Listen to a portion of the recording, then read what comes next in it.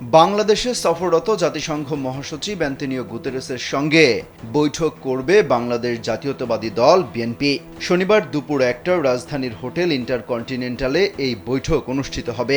বিষয়টি নিশ্চিত করেছেন বিএনপির মিডিয়া সেলের সদস্য সাইরুল কবির খান। তিনি জানান, শনিবার দুপুর 1টায় হোটেল ইন্টারকন্টিনেন্টালে জাতিসংঘের মহাসচিব অ্যান্তোনিও গুতেরেসের সঙ্গে বৈঠক করবে বিএনপি।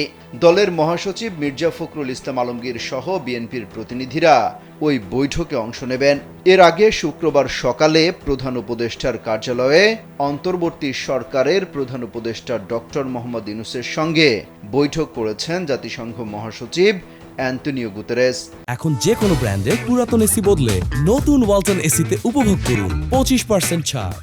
এদিন দুপুরে প্রধান উপদেষ্টা ডক্টর মোহাম্মদ ইউনূসের সঙ্গে বাংলাদেশ বিমানের একটি বিশেষ ফ্লাইটে কক্সবাজারে পৌঁছান জাতিসংঘ মহাসচিব। সেখানে রোহিঙ্গাদের সঙ্গে ইফতার করেন তিনি।